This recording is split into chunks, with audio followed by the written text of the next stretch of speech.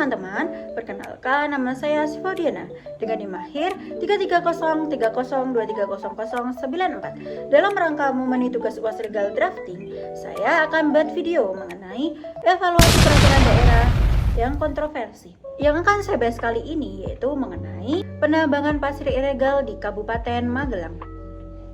Penambangan pasir ilegal itu terjadi di beberapa kecamatan Kabupaten Magelang, terutama di Kecamatan Montilan, Kecamatan Dukun, Kecamatan Salam, dan Kecamatan Sawangan.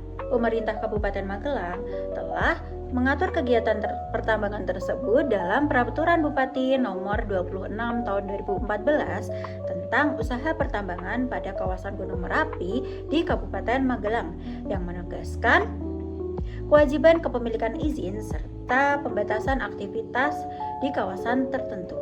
Tambang ilegal yang masih banyak terjadi itu menyebabkan kerusakan lingkungan serta risiko adanya bencana. Meskipun regulasi sudah diatur dengan jelas, namun masih banyak oknum-oknum yang melanggar peraturan tersebut.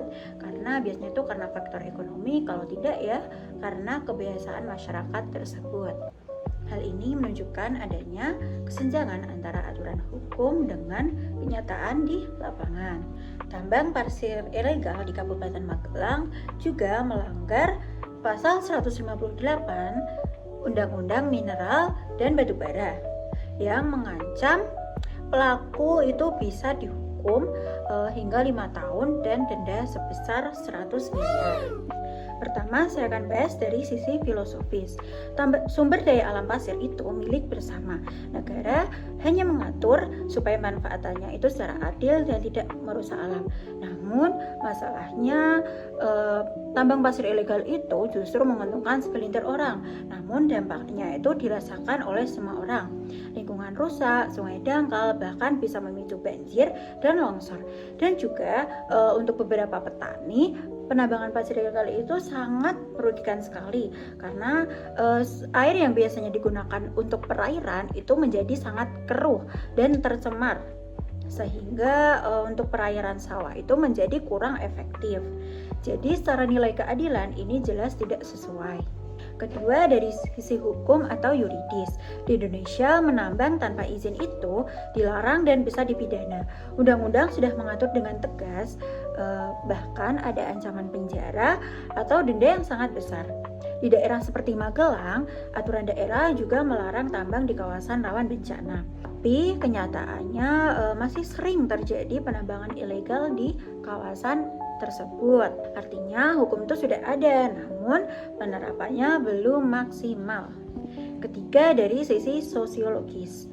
Bagi sebagian masyarakat di kawasan Gunung Merapi, menambang pasir itu sudah menjadi pekerjaan yang biasa atau bisa juga disebut dengan salah satu cara untuk bertahan hidup. Karena sudah dilakukan secara turun-temurun, banyak yang merasa ini sudah bukan menjadi pelanggaran hukum. Disinilah terjadi benturan antara hukum negara dengan kebiasaan masyarakat. Keempat, saya akan bahas dari sisi kultural. Secara budaya, pasir Merapi itu sering disebut dengan rezeki alam. Setelah erupsi, masyarakat terbiasa mengambil pasir untuk memenuhi kebutuhan hidup. Kebiasaan ini berkembang menjadi aktivitas besar-besaran.